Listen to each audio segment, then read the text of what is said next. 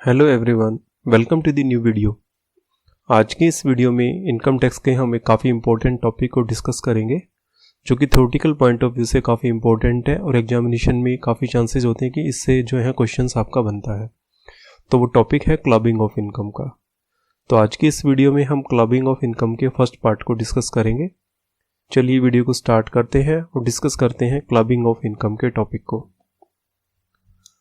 तो सबसे पहले वीडियो में हम डिस्कस करेंगे क्लबिंग ऑफ इनकम की मीनिंग को। तो नॉर्मली हम जब इनकम टैक्स की कैलकुलेशंस करते हैं तो जब हम क्या डिस्कस करते हैं कि a person is taxed in respect of income earned by him, यानी कि कोई भी पर्सन है उसकी इनकम के ऊपर टैक्स, उसी इनकम के ऊपर टैक्स लगता है जो कि वो अर्न करता है। क्लियर ना? यानी कि इनकम टैक्स किसी भी पर्सन की उस इनकम के ऊपर लगता है जो इनकम वो अर्न करता है। However, in certain special cases, income of other person is included in the taxable income of taxpayer, and such a case he will be liable to pay the tax in respect of his income as well as income of other person too। यानी कि कई बार ऐसा होता है कि जो वो person है उसकी इनकम में किसी दूसरे पर्सन की इनकम को भी जो है जोड़ा जाता है और वो व्यक्ति खुद की इनकम के ऊपर टैक्स की पेमेंट के साथ साथ दूसरे पर्सन की इनकम है उसके ऊपर भी टैक्स की पेमेंट करता है। तो उसी को हम जो है क्लबिंग ऑफ इनकम बोलते हैं। The situation in which the income of other person is included in the income of tax payer. ठीक है ना? यानी कि कोई भी वो सिचुएशन जिसमें दूसरे पर्सन की इनकम को हम किसी पर्सन की इनकम में जोड़ते हैं is called as clubbing of income, यानी कि उसको ही हम क्लबिंग ऑफ इनकम बोलते हैं। अगर यदि हम एग्जांपल के तौर पे देखते हैं, income of A minor child is clubbed with the income of his parents, यानी कि कोई माइनर चाइल्ड है उसकी इनकम को उसके पेरेंट्स की इनकम में जो है वो क्लब किया जाता है। तो जो क्लबिंग ऑफ इनकम है उससे रिलेटेड जो इनकम टैक्स की सेक्शंस है वो सेक्शन 60 से लेकर 64 तक जो है कवर करती हैं। तो इनकम टैक्स में ये थोड़ा सा बेटर रहता है कि आप जो भी थ्योरेटिकल जो पोर्शन है उसको सेक्शंस के अकॉर्डिंगली जो है वो रिमेंबर करें। तो ध्यान रखें कि जो सेक्शन 60 से लेकर 64 तक की जितनी भी प्रोविजंस हैं वो क्लबिंग ऑफ इनकम से रिलेटेड है। क्लियर हो गया? मतलब क्या हुआ क्लबिंग ऑफ इनकम का कि कोई भी पर्सन है उसकी इनकम के ऊपर उसकी इनकम में जब दूसरे पर्सन की इनकम को जोड़ा जाता है और उन दोनों इनकम के ऊपर जो है टैक्स की जो है वो कंपटीशन की जाती है, तो इस तरीके से दूसरे पर्सन की इनकम को किसी पर्सन की इनकम में जोड़ना ही जो है वो क्लबिंग ऑफ इनकम कहलाता है। क्लियर होगी बात ये? अब जो क्लबिंग ऑफ इनकम है अभी हमने सेक्शन जो डिस्कस किए, तो सबसे पहला जो सेक्शन आता है सेक्शन 60 में, तो इसमें जो कवर होती हैं transfer of income without transfer of assets. Next जो सेक्शन आती है सेक्शन 61, इसमें आता है आपका रिवोकेबल ट्रांसफर ऑफ एसेट। उसके बाद सेक्शन 64 1 सब सेक्शन 2 1 का सब सेक्शन 4 1 के सब सेक्शन 7 में इसमें जो डिस्कस होती है clubbing of income of spouse. And next जो सेक्शंस आती हैं 64 1 में सब सेक्शन 6 एंड 8 जो है उसमें हम डिस्कस करते हैं clubbing of income in case of sons wife, यानी कि डॉटर इन लॉ की इनकम को। And section 64 sub section 1A में हम डिस्कस करते हैं clubbing of income of minor child. And last जो आती है सेक्शन 64 सब सेक्शन 2 में, इसमें आता है clubbing of income and HUF। तो ये जो डिफरेंट सेक्शंस हैं इन सेक्शंस के अकॉर्डिंगली जो है हम इनकम को क्लब करते हैं। तो आइए 1 बाय 1 करके इन सभी सेक्शंस में क्या रूल एंड रेगुलेशंस है उनको हम डिस्कस करते हैं। तो सबसे पहले आती है हमारी सेक्शन 60 में। 60 में क्या है कि transfer of income without transfer of asset. इसमें क्या होता है कि when a person transfer the income without transferring the ownership of the asset from which such income is earned, then such income will be taxable in the hands of transferor. ठीक है ना? कई बार क्या होता है किसी पर्सन की जो टैक्स लायबिलिटी है वो हायर स्लैब में चली जाती है, तो जिस कारण से वो पर्सन क्या करता है अपनी इनकम को ट्रांसफ़र कर देता है किसी दूसरे व्यक्ति के नाम में, लेकिन ऐसी एसेट को वो ट्रांसफ़र नहीं करता। तो ऐसी कंडीशन में जो ट्रांसफरर है उसके ही हैंड्स में जो है वो इनकम टैक्सेबल होती है। जिसमें मोस्ट पॉपुलर एग्जांपल है, हम देखते हैं कि जो रेंटल इनकम है रेंटल इनकम के केस में ज़्यादातर ये वाली कंडीशन जो है वो देखी जाती है। अब क्या होता है कि जो ओनर ऑफ द प्रॉपर्टी है वो टीनेंट को कहता है कि आप जो रेंट की पेमेंट है वो किसी दूसरे पर्सन को जो है आप उनके अकाउंट्स में आप पेमेंट कर दीजिए, जैसे कि पेरेंट्स के अकाउंट में, वाइफ के अकाउंट में या चिल्ड्रन के अकाउंट में। तो ऐसी कंडीशन में जो है वो ट्रांसफ़र की इनकम के ऊपर जो है वो इनकम जुड़ती है। अब अगर यदि हम एक एग्जांपल लेके चलते हैं, मिस्टर राम है, उसके हाउस है एक दिल्ली के अंदर और जिसमें वो रेंटल इनकम 30,000 पर मंथ ले रहा है, लेकिन उस टैक्स को सेव करने के लिए वो टीनेंट है उसको बोलता है कि जो रेंटल इनकम है वो उसके वाइफ के अकाउंट में ट्रांसफ़र कर दी जाए। तो ऐसे केस में जो है इनकम तो रिसीव कर रही है राम की वाइफ, लेकिन जो इनकम के ऊपर जो टैक्स की पेमेंट होगी वो राम को करनी पड़ेगी। तो ये वाला एक एग्जांपल है, यानी कि transfer of income without transfer of एसेट का। सेकंड जो हम कंडीशन देखते हैं, रिवोकेबल ट्रांसफ़र ऑफ एसेट। तो इसका मतलब क्या होता है रिवोकेबल ट्रांसफ़र ऑफ एसेट का मतलब, when a person transfer an asset to another person keeping a clause in the transaction which empower transferor to take back the ownership anytime in the future.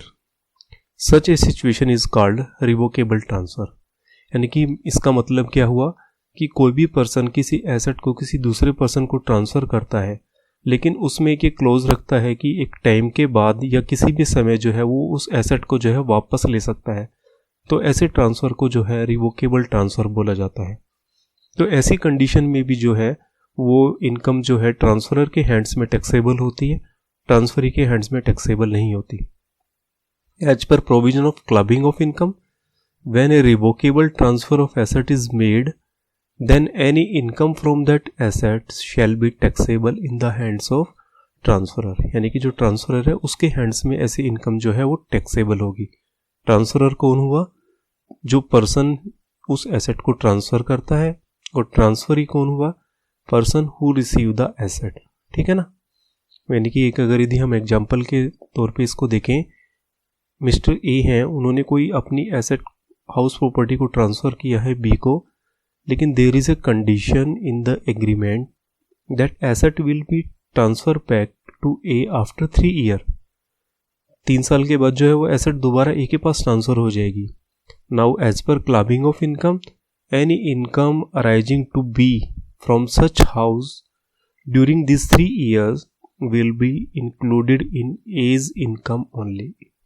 Clear होगी बात? यानी कि कोई भी income उस एसेट से अराइज होती है तो वो इनकम ए की इनकम मानी जाएगी। तो ये होता है revocable transfer of asset.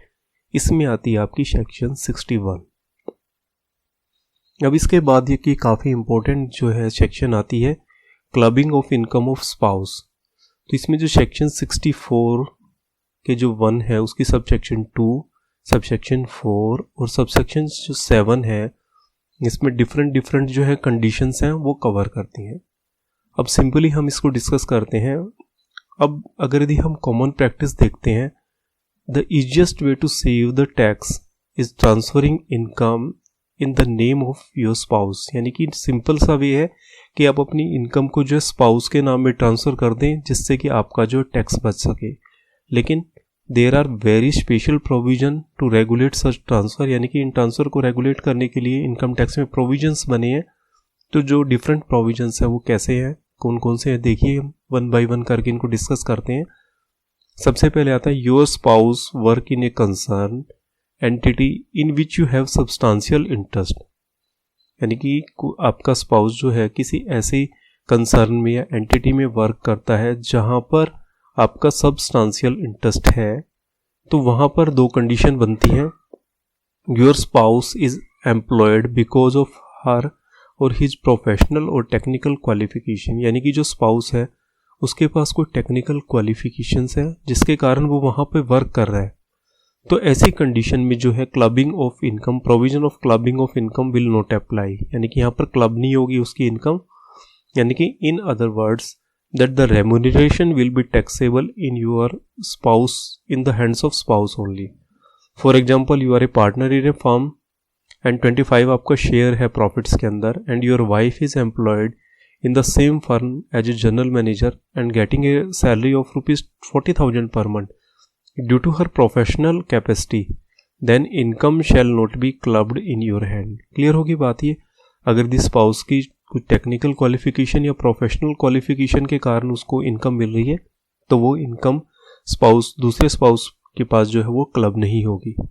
No such professional और टेक्निकल क्वालिफिकेशन, यानी कि स्पाउस के पास अगर दी कोई टेक्निकल या प्रोफेशनल क्वालिफिकेशन नहीं है तो any remuneration received by your spouse from such concern entity shall be clubbed in the hands of spouse. यानी कि इस कारण से अगर उसको अमाउंट मिल रही है, कोई रेम्यूनरेशन मिल रहा है कि सिर्फ उसका यहाँ पे जो है सब्सटेंशियल इंटरेस्ट है, तो ऐसी कंडीशन में जो रेम्यूनरेशन है वो स्पाउस की दूसरे स्पाउस की इनकम में जो है वो टैक्सेबल हो जाएगी। पहले वाली में नहीं होगी, दूसरे में ये टैक्सेबल हो जाएगी। अब सेकंड कंडीशन में हम देखते हैं when both spouse receive remuneration from a concern where both have substantial interest in that concern. यानी कि दोनों का सब्सटेंशियल इंटरेस्ट है किसी भी कंसर्न में। सब्सटेंशियल इंटरेस्ट का मतलब क्या हो गया कि 20% जो है वो वोटिंग पावर है या जो प्रॉफिट है उसमें शेयरिंग जो है वो 20% से ज़्यादा है। तो ऐसी कंडीशन में जो है सब्सटेंशियल इंटरेस्ट कहलाएगा। ऐसी कंडीशन में क्या होगा, in such case remuneration of both will be clubbed in the hands of that spouse whose income excluding such remuneration is higher. यानी कि इस रेम्यूनरेशन को छोड़कर जिस भी स्पाउस की इनकम ज़्यादा होगी उसके हैंड्स में जो है वो इनकम जो है वो क्लब्ड हो जाएगी। As per common view, if both the spouse are earning remuneration due to their qualification, professional qualification, तो यहाँ पर ये जो है क्लबिंग के जो प्रोविजन है ये अप्लाई नहीं होगी। यानी कि दोनों की अपनी अपनी क्वालिफिकेशन से उसके कारण वो वर्क कर रहे हैं तो यहाँ पे ये क्लबिंग नहीं होगा। अदरवाइज जिस भी स्पाउस की इनकम ज़्यादा होगी इस रेम्यूनरेशन को छोड़कर वहाँ पर जो है ये इनकम जो स्पाउस के हैंड्स में जो है वो क्लब हो जाएगी। क्लियर हो गया। अब नेक्स्ट कंडीशन आती है, if you transfer any asset to your wife without adequate consideration. तो ये वाली सेक्शन आ जाती है सेक्शन 64(1) सब सेक्शन 4 में। तो इसमें क्या होता है, it's a very common practice where a husband transfer an income earning asset in his wife name to save the tax. यानी कि अपनी वाइफ के नाम में कोई एसेट उसने ट्रांसफ़र कर दी टैक्स को सेव करने के लिए। These provision have been introduced to target such tax avoidance practices। ठीक है ना। In this case, income of such assets shall be taxable in your hands। Right? ठीक है ना, कि ऐसी एसेट को ट्रांसफ़र कर दिया अपनी इनकम को कम शो करने के लिए, तो ऐसी कंडीशन में भी जो है ये वाली सेक्शन आपके लिए एप्लीकेबल हो जाएगी और आपके हैंड्स में जो है ये इनकम टैक्सेबल हो जाएगी। लेकिन ये वाले प्रोविजन जो है क्लबिंग ऑफ इनकम के कुछ एक कंडीशन में एप्लीकेबल नहीं होते हैं। कौन से कंडीशन में, अगर यदि किसी एसेट को ट्रांसफ़र किया गया है फॉर एडिक्वेट कंसिडरेशन, यानी कि जो उसकी एसेट की फुल वैल्यू है उसके एवज में उस एसेट को ट्रांसफ़र किया गया है। सेकंड आता है as a condition of divorce. ठीक है, डाइवोर्स की कंडीशन में है it was transferred before marriage, यानी कि ऐसे ट्रांसफ़र जो है मैरिज से पहले ट्रांसफ़र है। तो ये सारी कंडीशंस में जो है ये प्रोविजन ऑफ क्लबिंग के प्रोविजन जो है वो एप्लीकेबल नहीं होते। अब हम एक नेक्स्ट और इसमें कंडीशन देखते हैं। Some time it is seen that, gift के केस में होता है ये, nature of transfer gift changed by the transferee. Some time it is seen that the gift transferred which is not taxable previously, यानी कि जो गिफ्ट है वो ट्रांसफर नहीं होता और उस गिफ्ट का जो अमाउंट है further invested in a source such that it start yielding income, यानी कि उससे इनकम आनी जो है वो शुरू हो जाती है। यानी कि कोई गिफ्ट है स्पाउस को दिया गया है और उस गिफ्ट से जो है वो इनकम अर्न करनी शुरू हो जाती है। In all such instances where nature of asset is changed by the transferee spouse, provision of section 64(1)(4) are attracted and clubbing of income takes places. ठीक है ना। अब इसमें देखिए फॉर एग्जांपल हम देखते हैं मिस्टर आर ने जो है अपनी वाइफ को गिफ्ट किया है 2 लाख रुपीज़ का। The wife invested this amount into FD and start earning interest on the same. तो गिफ्ट जो है वो एज अ रिलेटिव वाइफ के हैंड्स में जो है वो टैक्सेबल नहीं होता, लेकिन interest earn on FD shall be taxable in the hands of Mr. R as per provision of income tax 64(1) subsection 4 में। ठीक है। अब नेक्स्ट जो इसमें सेक्शन आता है आपका, any asset transfer made to third person और एओपी, यानी कि सेक्शन आएगी आपकी 64 सेक्शन 1 क्लोज 7 में आता है ये आपका, यानी कि कोई भी ऐसी एसेट जो किसी तीसरे पर्सन के या एओपी को ट्रांसफर की जाती है, तो such transfer must have been done without consideration और inadequate consideration to ultimately benefit the spouse now और at the some later time. यानी कि कोई भी ऐसी एसेट ट्रांसफर की गई है किसी थर्ड पर्सन को या एओपी को, चाहे वो पूरे कंसिडरेशन के साथ की गई हो या पूरे कंसिडरेशन के साथ न हो, लेकिन उसका अल्टीमेटली जो बेनिफिट है वो करंट में या किसी फ्यूचर टाइम में जो है स्पाउस को जाता है। तो such routing of asset to defer the benefit from the asset to the spouse will be covered under the provision of clubbing provisions। यानी कि उस एसेट से जो इनकम होगी वो जो है आपके हैंड्स में टैक्सेबल होगी, स्पाउस के हैंड में टैक्सेबल नहीं होगी। अब इसके बाद जो सेक्शंस आती हैं आपकी, वो आती है आपकी सेक्शन 64(1) में क्लोज 6 एंड 8। ये वाले जो प्रोविजंस है clubbing of income of daughter in law, daughter in law की इनकम से रिलेटेड हैं ये वाले प्रोविजंस जो हैं। तो clubbing of income provision also apply in case of any transfer of income made to your daughter in law. ठीक है, डॉटर इन लॉ के अंदर, इसके अंदर भी जो है आप कुछ एसेट्स वगैरह को ट्रांसफर करते हैं डॉटर इन लॉ को, तो उसके रिगार्डिंग भी जो है क्लबिंग ऑफ इनकम एप्लीकेबल होता है। तो उसके रिगार्डिंग क्या क्या कंडीशंस आती हैं, सबसे पहली वाली जो कंडीशन देखते हैं हम, asset has been transfer to your daughter in law without any proper consideration. यानी कि विदाउट एनी कंसिडरेशन अगर यदि एसेट को ट्रांसफर किया गया है तो वो भी आपके हैंड्स में जो है टैक्सेबल होगी। In this case any income generating from that asset will become taxable in your hands. For example, अगर यदि मान लीजिए किसी पर्सन ने 10,000 रुपीज़ के कोई डिवेंचर्स थे 10% वाले, ठीक है, जिसकी 100 रुपये फेस वैल्यू थी और वो अपने डॉटर इन लॉ को ट्रांसफ़र कर दी विदाउट एनी कंसिडरेशन, तो अगर यदि जो इनकम होती है इसमें 1 लाख रुपीज़ की इंटरेस्ट की will be taxable in your hands. Same उसी तरीके से ये वाली पॉइंट भी आ जाता है, asset has been transferred to some other person और AOP to ultimately defer it benefit to the daughter in law, जो हमने पीछे स्पाउस वाली कंडीशन में किया था। अगर यदि आपने कोई भी एसेट को किसी पर्सन को फुल कंसिडरेशन के साथ या मतलब इनएडिक्वेट कंसिडरेशन के साथ ट्रांसफ़र किया है, लेकिन अल्टीमेटली जो है बेनिफिट जो है वो डॉटर इन लॉ को जाता है, तो ऐसी कंडीशन में भी जो है वो इनकम आपके ही हैंड्स में जो है टैक्सेबल होगी। अब नेक्स्ट ये काफ़ी इंपॉर्टेंट पॉइंट आता है ये भी, clubbing of income of minor child, जो इसमें सेक्शन कवर होती है 64(1)(a) वाली कवर होती हैं। Any income earned by minor child is clubbed in the hands of either his or her parents. ठीक है, whose income excluding the minor child is greater, यानी कि जिस भी पेरेंट्स की इनकम ज़्यादा होगी, चाहे वो मदर की हो या फादर की हो, जिसकी भी इनकम ज़्यादा होगी, जो माइनर चाइल्ड है अगर यदि वो इनकम अर्न करता है तो वो इनकम उन दोनों में से किसी एक के हैंड्स में टैक्सेबल होगी, यानी कि जिसकी इनकम ज़्यादा होगी। For example, a fix deposit taken in name of minor child, the interest earned will be clubbed in the income of highest earning parents. Clear होगी बात ये, यानी कि माइनर चाइल्ड के नाम से कोई एफडी है तो एफडी के ऊपर जो इंटरेस्ट मिलेगा वो जो भी पेरेंट जो है इनकम जिसकी हाईएस्ट होगी उस पेरेंट की इनकम में वो टैक्सेबल होगा। However, as per income tax provision, there are certain situation in which the clubbing of income provision will not apply। यानी कुछ एक ऐसी कंडीशन है जहां पर ये प्रोविजन जो है वो अप्लाई नहीं होगा। कौन सी कंडीशन है? When minor child is suffering from any disability as mentioned in section 80U, यानी कि 80U में जो एप्लीकेबल होती है जो आपकी डिसेबिलिटी वाली, तो वो वाली एप्लीकेबल है, तो वहाँ पर जो है आपका प्रोविजन क्लबिंग का अप्लाई नहीं होगा। When income is earned by minor child through the manual work, इसके बाद income earned by minor child through his skill, talent, knowledge, ठीक है ना।